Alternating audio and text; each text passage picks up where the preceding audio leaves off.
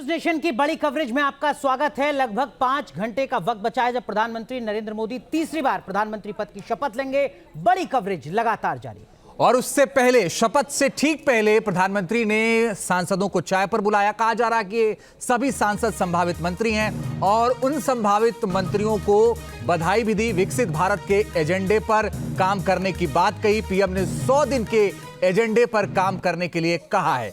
तो ये तस्वीर आपको दिखा रहे हैं प्रधानमंत्री नरेंद्र मोदी उन तमाम सांसदों के साथ यहां पर संवाद कर रहे हैं। ये वो सांसद हैं जो अब से लगभग 5 घंटे के बाद केंद्रीय मंत्री के तौर पर शपथ लेते नजर आएंगे और इसमें तमाम वो बीजेपी के दिग्गज नेता भी हैं जो पहली पंक्ति में आपको बैठे नजर आ रहे हैं। देखिए यहाँ पर अमित शाह को आप देख रहे हैं, नितिन गडकरी, पीयूष गोयल, आज जेडीयू से ललन सिंह आपको दिख रहे थे, साथ ही साथ शिवराज सिंह चौहान, एचडी कुमारस्वामी, राजनाथ सिंह, तमाम बड़े नेता यहाँ पर इस मीटिंग में नजर आ रहे हैं। हरदीप पुरी नजर आ रहे हैं, साथ ही साथ जयंत चौधरी जो सहयोगी हैं, पंकज चौधरी, रामदास आठवले, रवनीत सिंह बिट्टू यहाँ पर नजर आ रहे हैं, धर्मेंद्र प्रधान, भूपेंद्र यादव, गिरिराज सिंह।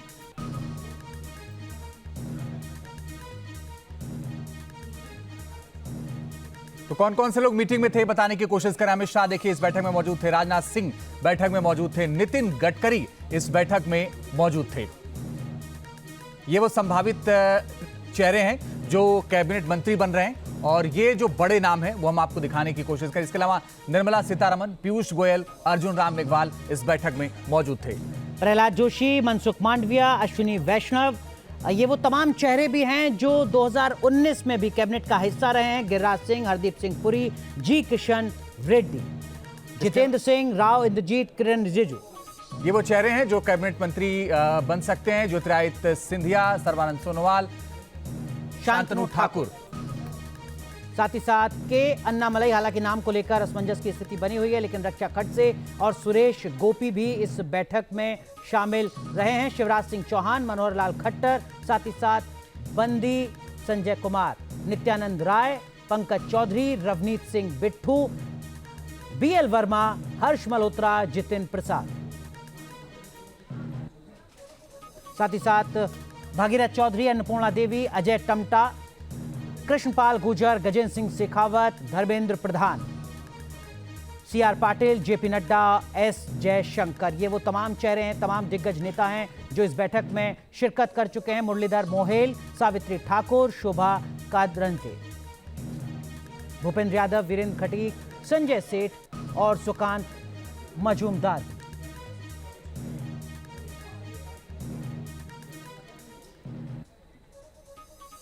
तो प्रधानमंत्री आवास पर पीएम मोदी ने आज संभावित मंत्रियों से मुलाकात की। बैठक के बाद संभावित मंत्रियों ने क्या कहा, आइए आपको सुनवाते हैं। मोदी जी को धन्यवाद देंगे, उन्होंने विश्वास व्यक्त किया। अभी प्रधानमंत्री के साथ आप लोग मिले थे, बैठक में क्या कुछ बातचीत हुई, क्या दिशा निर्देश दिए गए प्रधानमंत्री की तरफ से? बस विकसित राष्ट्र बनाना है, यही एक मूल मंत्र है। उसके लिए 100 दिन, 365 दिन, सारे दिन काम करना।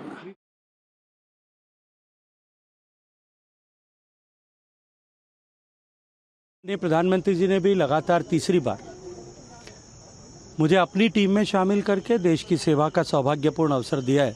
मैं सिर्फ इस अवसर पर इतना कह सकता हूं कि जो संकल्प देश को विकसित बनाने का सम्मानीय प्रधानमंत्री जी ने लिया है और जिन वादों को लेकर के हम चुनाव के मैदान में गए थे, हमारा अपना घोषणा पत्र जिसको हम लेकर के गए थे, हम निश्चित रूप से उन सब वादों को पूरा करने, देश की अपेक्षाओं और आकांक्षाओं पर खरा उतरने के लिए हम सब टीम की तरह काम करेंगे।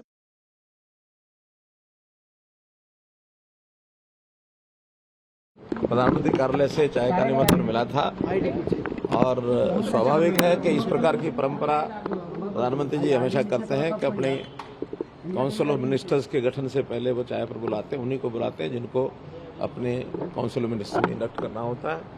सामान्य सूचनाएं थी, कोई बड़ा विषय नहीं था, चाय पी है और सायकाल समय पर सब लोग पहुंचे।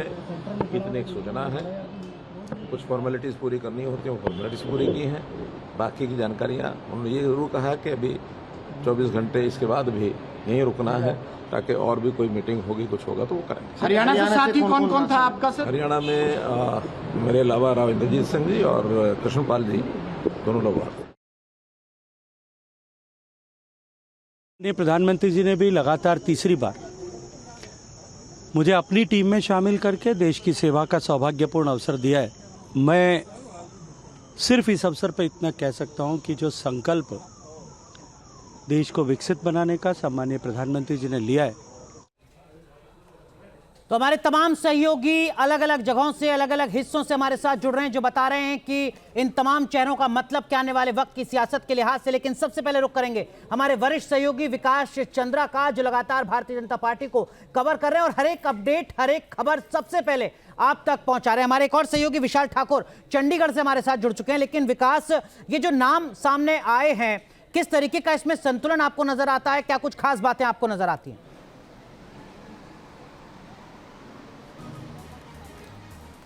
देखिए अनुराग, आप देखें कि अधिकतर लोग जो हैं वो रिपीट किए गए हैं कि जो पिछले मंत्रिमंडल में थे, सहयोगी थे प्रधानमंत्री नरेंद्र मोदी के, उसमें से अधिकतर लोग वापस किए गए हैं। सिर्फ अनुराग ठाकुर आज नज़र नहीं आए, उनको लेकर के कई तरह की चर्चाएं चल रही हैं। और जो नए सहयोगियों में प्रफुल्ल पटेल को आना था, लेकिन प्रफुल्ल पटेल नहीं आए आज इस चाय पार्टी में, तो उनको लेकर के भी राजनीतिक चर्चाएँ तेज हो गई हैं। लेकिन सहयोगियों की तरफ से देखें कि जिन लोगों को बुलावा जाना था, वो सभी लोगों को बुलावा आ गया और सभी लोग आ गए। इसमें एक बड़ी रोचक बात है कि टीडीपी एक कैबिनेट और एक एमओएस पर मान गई, जिसको लेकर के जेडीयू में काफ़ी चर्चाएं चल रही है। क्योंकि जेडीयू को उम्मीद थी कि 3 मंत्री का पद मिलेगा, लेकिन ज़्यादा सीट वाले कम पर मान गए, इसलिए जेडीयू में थोड़ी सी निराशा देखी जा रही है। नाराजगी तो नहीं, लेकिन निराशा देखी जा रही है। तो अब एक मंत्रिमंडल का स्वरूप सामने उभर कर आ गया है। अनुराग, आप देखें कि इसमें SC, ST, OBC का एक कम्बिनेशन बनाया गया है, साथ ही क्षेत्रीय कम्बिनेशन भी बनाया गया है। और चुनावी राज्यों जो है, जहां आगे विधानसभा चुनाव होने वाले हैं, उसको ज़्यादा तरजीह दी गई है। यानी यहाँ भी social engineering, political engineering, caste combination को ध्यान रखा गया है इस मंत्रिमंडल के गठन में। और जो पीछे जो लोग बनाए गए थे वो रिपीट किए गए हैं, तो वो लोग भी कम्बिनेशन की तहत है। लेकिन जो सबसे बड़ी बात यहाँ जो मुझे समझ में आ रही है कि जो CCS वाले मंत्रालय हैं, शायद उसमें छेड़छाड़ नहीं हो, क्योंकि वो चारों लोग आज आमंत्रित थे इस चाय पार्टी में और चारों लोग बैठे हुए थे। तो हो सकता है कि एक वित्त मंत्रालय में थोड़ी सी फेरबदल हो जाए कि किसी दूसरे को चला जाए निर्मला सीतारमण की जगह पर, बाकी सारे उसी तरीके से रहेंगे। लेकिन अब देखने वाली बात है कि शिवराज सिंह चौहान को क्या दिया जाता है, कौन सा मंत्रालय मिलता है, ललन सिंह को कौन सा मंत्रालय मिलता है, टीडीपी को कौन सा मंत्रालय मिलता है। क्या ललन सिंह को रेल मंत्रालय मिलेगा, टीडीपी को क्या कृषि मंत्रालय मिलेगा, जिसकी मांग वो कर रहे हैं। लेकिन जिस तरीके से कृषि मंत्रालय का अपना महत्व है और ग्रामीण भारत की राजनीति अब बीजेपी को करनी है, तो उस हिसाब से देखना होगा कि क्या उन्हें मिलता है। लेकिन एक बात देखें कि दक्षिण पे फोकस दिखाई दे रहा है, क्योंकि दक्षिण के हारे हुए लोग भी मंत्री बनाए जा रहे हैं इस बार भी। तो लग रहा है कि सब कुछ साधने की कोशिश प्रधानमंत्री नरेंद्र मोदी ने इस बार भी की है। चलिए बने रहिए, हम लौट रहे हैं आपके पास। विकास, नवनीत सिंह बिट्टू को भी मोदी कैबिनेट में जगह मिल रही है, उनसे बात की न्यूज नेशन संवाददाता मोहित बख्शी ने। क्या गुरुमंत्र प्रधानमंत्री से मिला है? क्योंकि आप पहली बार आए हैं, लेकिन प्रधानमंत्री तीसरी बार। हाँ, हम तो जिस दिन के प्राइम मिनिस्टर साहब यहाँ आए हैं, उस दिन की मेंबर पार्लियामेंट उनके साथ रहे हैं, तो हमें पता है वो क्या चाहते हैं और उनकी कार्यशैली कैसी है। तो वही गुरुमंत्र उन्होंने दिया, एक सबसे बड़ी ईमानदारी, सबसे बड़ी कोई रिश्तेदार रिलेटिव कोई आपकी मिनिस्ट्रीज़ में नहीं होना चाहिए, और आप बहुत ही ख़ास तौर पे मीडिया से भी बहुत अच्छी तरह डील करना है, और हर उनको इस सच्चाई ये बतानी है भी हम मिनिस्ट्रीज़ हमारी क्या प्रायोरिटीज़, हम क्या करने जा रहे हैं। जैसे चाहे आवास की बात हो, चाहे वो किसानों की बात हो, चाहे वो गरीबों की बात हो, वो सारी चीज़ें प्रायोरिटी पे प्राइम मिनिस्टर साहब ने कहा है। और इसको ये नहीं समझना आप कोई खास हो गए हैं, इसे ये समझना भी आपको सेवा दी गई है, उस सेवा को आपने बाखूबी और अच्छी तरह निभाना है। रवनीत जी, क्योंकि आपको प्रायोरिटी दी गई है पार्टी की तरफ से भी और आपको कैबिनेट में इंटेक्ट किया गया है, ऐसे में आपकी प्रायोरिटीज मिनिस्ट्री हो या पंजाब हो, उसको लेकर किस तरीके से रहेगी? देखो, मेरी प्रायोरिटी हमेशा पंजाब रहा है और रहेगी, यही जिम्मेवारी मुझे दी है। एक मिनिस्ट्री से ये होता है भी आप एक आइडेंटिफाई हो जाते हैं, भाई आप हर जगह एक बैठ सकते हैं, आपको एक ओहदा गरिमा हो जाती है ओहदे की, भाई आप पंजाब के लिए हर जगह जो भी करना चाहेंगे उसे प्रायोरिटी पे लेंगे। और एक मैसेज होता है भी ये आदमी है जो पंजाब के लिए आगे जो भी चीज़ें होंगी, चाहे वो किसानों की होंगी, चाहे वो मजदूरों की होगी, चाहे इंडस्ट्रीज़ की होगी, वो चीज़ें सारी कैसे ठीक करवानी है सेंट्रल गवर्नमेंट से, उसमें मेरा सबसे बड़ा रोल अब मेरा रहेगा। ये मेरी प्रमाद। खुद ये कहा गया गृह मंत्री की तरफ से कि पंजाब में नई सरकार भी आएगी चुनाव के बाद, उसकी भी तैयारी आप लोगों ने की है क्या? 100% उसका रोड मैप तो अभी ये सारी शुरुआत ही उसकी है 27 में नया पंजाब बनाने की। 27 में हाँ, उससे पहले होना ना होना वो तो अलग चीज है, पर लेकिन 27 में जो इलेक्शन है वो बीजेपी जीतेगी। हमारी तरफ से बहुत बहुत शुभकामनाएं आपको। तो रवनीत बिट्टू जो अपनी प्रायोरिटीज बता रहे थे और बोल रहे थे कि प्राथमिकता में पंजाब को नया पंजाब बनाना है। वीडियो जर्नलिस्ट जयराम यादव के साथ मोहित बख्शी, न्यूज नेशन दिल्ली। तो हमारे तमाम सहयोगी हमारे साथ जुड़ रहे हैं। हमारे साथ चंडीगढ़ से हमारे सहयोगी विशाल ठाकुर जुड़ चुके हैं, गौरव गुप्ता हमारे सहयोगी भोपाल मध्य प्रदेश से हैं, विकास चंद्रा जिनसे हम लगातार हर एक इनपुट आप तक पहुंचा रहे हैं वो हमारे साथ बने हुए हैं, जीवेश बेगूसराय बिहार से हमारे साथ हैं, पंकज मुंबई से हमारे साथ जुड़े हुए हैं और आलोक पांडे हमारे सहयोगी लखनऊ से हमारे साथ बने हुए हैं। लेकिन इस बीच अंजीत इस वक्त की एक बड़ी खबर सामने आ रही है हिमाचल से। बिल्कुल, और बड़ी और अहम खबर यह है कि हिमाचल से बीजेपी अध्यक्ष जेपी नड्डा को मंत्री बनाया जा सकता है, लेकिन एक बड़ा नाम जो चौंकाने वाला है वो है रवनीत बिट्टू का। रवनीत बिट्टू चुनाव हार गए हैं लेकिन पंजाब की नुमाइंदगी करते नजर आएंगे। वहीं हरियाणा से 3 मंत्री हो सकते हैं। फरीदाबाद से सांसद कृष्णपाल गुर्जर, गुरुग्राम से राव इंद्रजीत सिंह और करनाल से सांसद मनोहर लाल खट्टर मंत्री बनाए जा सकते हैं। हमारे सहयोगी विशाल ठाकुर हमारे साथ जुड़ रहे हैं। विशाल, हिमाचल, पंजाब और हरियाणा, क्या कुछ खास बात आपको नजर आ रही है? ये तो बिट्टू तो चुनाव हार गए, उसके बाद भी इनको मंत्री बनाया जा रहा है। क्या पार्टी ने अपनी जो तस्वीर है पंजाब की वो साफ कर दी है इसके जरिए? देखिए, बिल्कुल जिस तरह से अगर पंजाब, हरियाणा और हिमाचल प्रदेश की बात की जाए तो सबसे पहले अगर पंजाब की बात की जाए तो यहाँ पर एक भी सांसद जो है वो भाजपा का नहीं जीता है। हालांकि यह वोट प्रतिशत जो है इस चुनाव में बढ़ा हुआ देखने को मिल रहा है। हमेशा पंजाब से कोई ना कोई एक मंत्री कैबिनेट में होता था और जिस तरह से अब अगर बात करें तो रवनीत सिंह बिट्टू को जो है वो मंत्री बनाया गया है यहाँ पर, और हालांकि वो चुनाव हार चुके हैं। वहीं पर अगर हरियाणा की यहाँ पर बात करें तो हरियाणा में जिस तरह से 3 मंत्री बनाए गए हैं और आने वाले दिनों में विधानसभा चुनाव भी हरियाणा में होंगे, तो कहीं ना कहीं वोट को साधने की जो रणनीति है उसके तहत 3 मंत्री जो हैं वो यहाँ पर बनाए गए हैं। वहीं पर अगर हिमाचल प्रदेश की बात करें तो अनुराग ठाकुर पिछले कैबिनेट में मंत्री थे, लेकिन इस बार उन्हें ड्रॉप कर दिया गया है। उनकी जगह जो जेपी नड्डा है वो कैबिनेट का जो है वो संभावित मंत्री हो सकते हैं। लेकिन सबसे बड़ी बात है, ये कहा जा रहा है कि अनुराग ठाकुर को बड़ी जिम्मेवारी जो है वो यहाँ पर मिल सकती है, क्योंकि जेपी नड्डा का जो कार्यकाल है वो 30 जून को खत्म हो रहा है। तो जिस तरह से कहीं ना कहीं राजनीति के तहत जो है वोटों को साधने की कोशिश जो है वो चाहे पंजाब है, हरियाणा या फिर हिमाचल प्रदेश में करने की बात जो है वो बीजेपी। चलिए विशाल बने रहिए, लौट रहे हम आपके पास। लेकिन मोदी 3.0 सरकार में सबसे ज्यादा 6 मंत्री यूपी से हो सकते हैं, ये इस वक्त की बड़ी और अहम खबर है। राजनाथ सिंह, जितिन प्रसाद, पंकज चौधरी, अनुप्रिया पटेल, जयंत चौधरी और बीएल वर्मा, ये 6 नाम जो अब से थोड़ी देर में शपथ लेते नजर आएंगे। हमारे साथ हमारे सहयोगी आलोक पांडे हमारे साथ जुड़ रहे हैं। आलोक, राजनाथ सिंह, अनुप्रिया पटेल, जयंत चौधरी, ये नाम तो समझ में आते हैं। जितिन प्रसाद का नाम आखिर क्यों? मतलब बीएल वर्मा तो पहले भी रहे मंत्री, साथ ही साथ पंकज चौधरी भी पहले मंत्री रहे। जितिन प्रसाद के नाम पर मोहर लगने के पीछे की क्या वजह?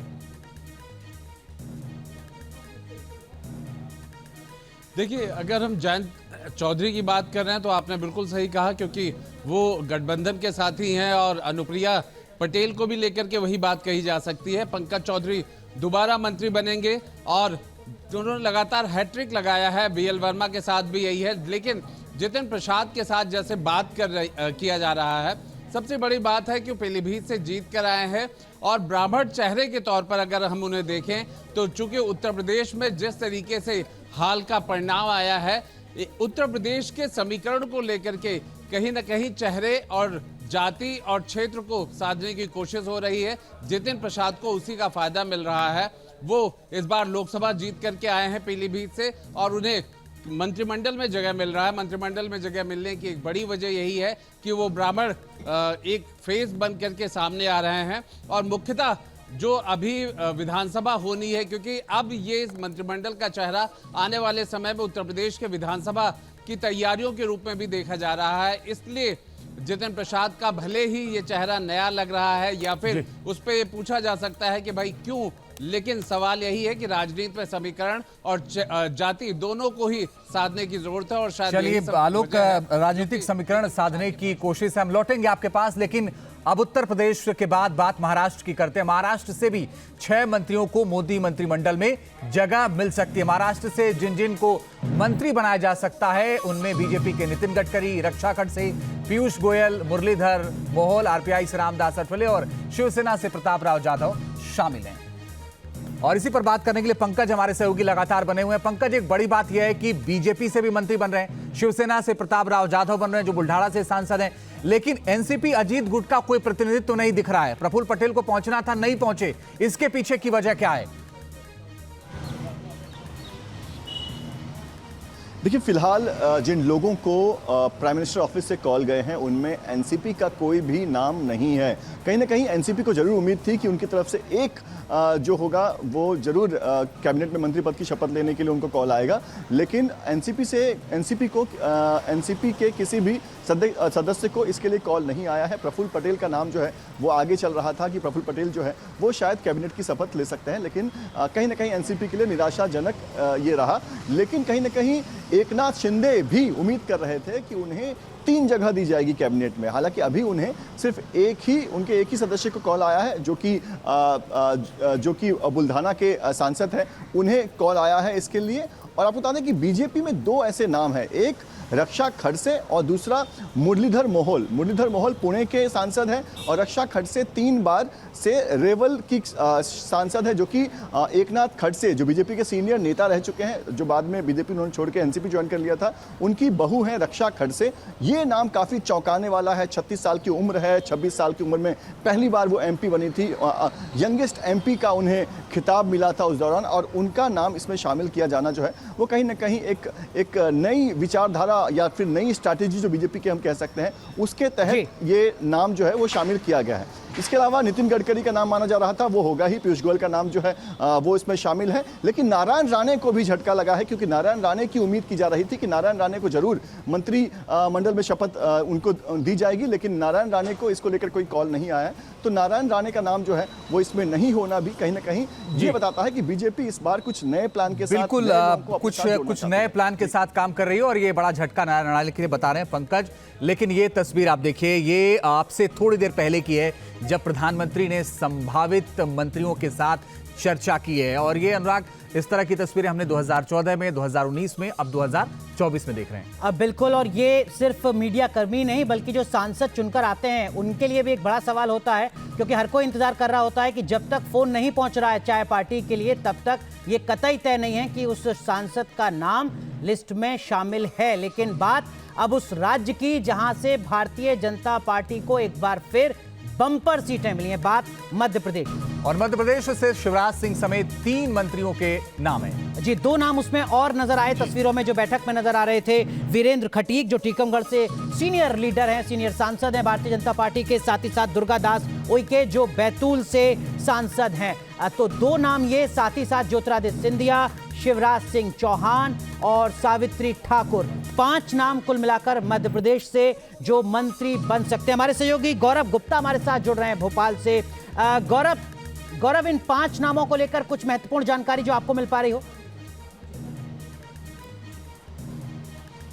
देखिए, बिल्कुल ये 5 नाम ऐसे हैं जो तय हो चुके हैं कि अब आने वाली सरकार में ये मंत्री बनेंगे। ज्योतिरादित्य सिंधिया का नाम पहले से तय माना जा रहा था, क्योंकि वर्तमान में मंत्री थे, और ये कहा जा रहा था कि जब अगली सरकार बनेगी तो ज्योतिरादित्य सिंधिया को फिर से मंत्रिमंडल में शामिल किया जाएगा। वहीं अगर हम शिवराज सिंह चौहान की बात करें, लगातार मुख्यमंत्री रहे और शानदार जीत उन्होंने लोकसभा चुनाव में मध्य प्रदेश में हासिल की, और ऐसे में सबसे प्रबल दावेदार ज्योतिरादित्य सिंधिया के बाद शिवराज सिंह चौहान ही माने जा रहे थे। लेकिन अगर हम अन्य 3 नामों को देखें तो वीरेंद्र खटीक जो पहले मंत्री थे और एक बार फिर से उन्हें मंत्रिमंडल में जगह मिलने जा रही है। तो वहीं सावित्री ठाकुर की अगर बात करें तो सावित्री ठाकुर धार जिले से, धार लोकसभा सीट से सांसद है, एक आदिवासी महिला चेहरा है, और उन्हें मंत्रिमंडल में शामिल करते हुए एक बड़ा जाति समीकरण यहाँ पे बीजेपी ने साधा है, क्योंकि मध्य प्रदेश को जनजातीय प्रदेश कहा जाता है। मध्य प्रदेश की जो जनसंख्या है उसमें 21% जनजाति रहते हैं, और ऐसे में धार लोकसभा सीट बहुत ही महत्वपूर्ण हो जाती है, क्योंकि यहाँ पर कई सारी ऐसी जनजातीय क्षेत्र हैं जो इस लोकसभा सीट गौरव, क्या दुर्गा दास उइके भी आदिवासी पृष्ठभूमि से ही आते हैं, बैतूल से, तो कहीं ना कहीं, और अगर हाँ तो उनको चुनने के पीछे की वजह क्या? बिल्कुल, क्योंकि देखिए दुर्गादास उइके भी एक आदिवासी चेहरे के तौर पर जाने जाते हैं। मध्य प्रदेश के दक्षिणी जिले में बैतूल लोकसभा सीट है और वहां से वो सांसद चुने गए हैं। अच्छे खासे मार्जिन से उन्होंने इस बार जीत हासिल की है और अगर उन्हें मंत्रिमंडल में शामिल किया जाता है तो वाकई में इस पूरे इलाके में, क्योंकि मध्य प्रदेश का जो पश्चिमी क्षेत्र है, पश्चिमी दक्षिणी, यहाँ पे धार और बैतूल दोनों ऐसी लोकसभा सीटें जो इस पूरे क्षेत्र को कवर करती है और यहाँ पे सबसे ज्यादा आदिवासी बहुल इलाका है और सबसे ज्यादा आदिवासी इन्हीं क्षेत्र में रहते हैं और यही वजह है कि अगर इन दोनों को मंत्रिमंडल में शामिल करते हैं तो आने वाले लोकसभा या आने वाले अन्य चुनावों के लिए एक तरीके से एक बेस क्लियर होगा। इसके अलावा अगर हम देखें तो शिवराज सिंह चौहान एक ओबीसी चेहरा है, ज्योतिराज सिंधिया एक ओबीसी चेहरा है, तो और ये दोनों ही जातियां जो है मध्य प्रदेश में सबसे ज्यादा प्रभावित करती हैं। चलिए गौरव बने रहिएगा, हम लौटेंगे आपके पास और आगे आपसे बात करेंगे, लेकिन ये तस्वीर आप देखिए, सबसे महत्वपूर्ण तस्वीर है और इन तस्वीरों को लेकर अनुराग, प्रधानमंत्री ने कहा था कि ऐसा ना हो कि आपके पास फोन आ जाए तो आप पहुंच जाइएगा। ये पहले फोन इसके लिए आएगा कि आप पहले जाके चाय पियेंगे, फिर शाम को आप जाएंगे वहां पर। और ये जो तस्वीर इस वक्त हम आपको दिखा रहे हैं, इन तस्वीरों में आप देखिए तमाम जो नेता हैं वो नजर आ रहे हैं। अश्विनी वैष्णव आपको दिख रहे हैं, भूपेंद्र यादव, अनुप्रिया पटेल, जितिन प्रसाद, साथ ही साथ जो बाकी बड़े चेहरे हैं, निर्मला सीतारमण, गिरिराज सिंह, अर्जुन राम मेघवाल, हरदीप पुरी, मनोहर लाल खट्टर, ये तमाम बड़े चेहरे हैं जो अब अगले 5 साल उभरते, तेजी से विकसित होते भारत का रोड मैप तैयार करेंगे। साथ ही साथ जो तमाम चेहरे चुने गए हैं कैबिनेट के लिए, उनकी क्या कुछ खास बात है वो भी इस वक्त आप स्क्रीन पर देख रहे हैं। तीसरी बार मोदी सरकार में जो मंत्री बनेंगे उनकी खास बात क्या? देखिए राजनाथ सिंह को आप देख रहे हैं यहाँ पर, भारतीय जनता पार्टी के चुनिंदा दिग्गज नेताओं में से एक, भाजपा के राष्ट्रीय अध्यक्ष रह चुके हैं, केंद्रीय गृह मंत्री रहे हैं, तीसरी बार फिर कैबिनेट का हिस्सा होंगे। लखनऊ जो बीजेपी की परंपरागत सीट है वहां से एक बार फिर चुनकर पहुंचे। इसी तरीके से तमाम नेता जिनकी खासियत को ध्यान में रखकर प्रधानमंत्री नरेंद्र मोदी ने यह फैसला लिया कि वो इस बार मंत्री परिषद का हिस्सा इन तमाम सांसदों को बनाएंगे। लेकिन किस्मत जितिन प्रसाद की भी यहां पर खुली है। जी 2014-2019 का लोकसभा चुनाव हार गए थे, 2017 का विधानसभा चुनाव हार गए थे, 21 में पार्टी बदली, बीजेपी में आए, 22 में विधायक बने, योगी सरकार में मंत्री और अब केंद्र सरकार में मंत्री। बिल्कुल पीडब्ल्यूडी जैसा मंत्रालय उनको मिला, अब केंद्र सरकार में वो मंत्री बनने जाना। सूत्रों के मुताबिक आज शपथ लेने वालों में बिहार से भी 6 नाम शामिल हैं। बीजेपी से नित्यानंद राय और गिरिराज सिंह का नाम है। सहयोगी दलों से अगर हम बात करें तो जीतन राम मांझी, ललन सिंह, रामनाथ ठाकुर और चिराग पासवान का नाम शामिल है। और अमित चौधरी हमारे सहयोगी ज्यादा जानकारी के लिए इस वक्त जुड़ रहे हैं। अमित, अगर हम बात करें बिहार की तो बिहार से लगभग 6 मंत्री हैं जो शपथ लेंगे शाम को, क्या कुछ बदला हुआ नजर आ रहा है आपको?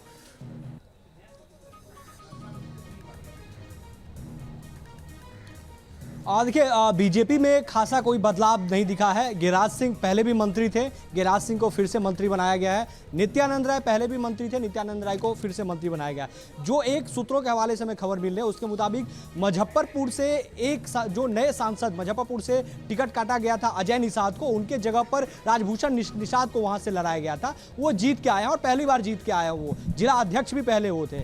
जो हमारे सूत्र बता रहे हैं कि उनको भी फोन गया था और वो भी 7 RCR गए थे चाय पर बातचीत में। जो अभी मोदी कैबिनेट की बैठक हुई है उसमें वो भी शामिल हुए, जो हमारे सूत्र बता रहे हैं। अभी वो अपने आवास पर जो वेस्टर्न कोर्ट में रुके हुए हैं वहां पर नहीं पहुंचे हैं। अभी वहां से निकले हैं लेकिन यहां नहीं पहुंचे हैं। देखिए जेडीयू की तरफ से जरूर 2 नाम शामिल हुए हैं, जो ललन सिंह और दूसरा नाम जो है वो रामनाथ ठाकुर, कर्पूरी ठाकुर के बेटे हैं, रामनाथ ठाकुर का है। और चिराग पासवान जिनका 100% का स्ट्राइक रेट इस चुनाव में रहा, 5 सीट पर वो चुनाव लड़े थे और 5 सीट पर उनकी पार्टी एलजेपीआर का जीत हुआ। तो चिराग पासवान को कैबिनेट में शामिल किया गया है। जीतन राम मांझी पार्टी, मतलब जीतन राम मांझी गया से चुनाव लड़े थे और जीतन राम मांझी जीत कर आए हैं, तो जीतन राम मांझी को भी फोन गया, जीतन राम मांझी भी बैठक में शामिल हुए। चलिए नजर बनाकर रखिएगा अमित, आगे लौटेंगे आपसे बात करेंगे। लेकिन नरेंद्र मोदी आज तीसरी बार पीएम पद की शपथ लेने जा रहे हैं।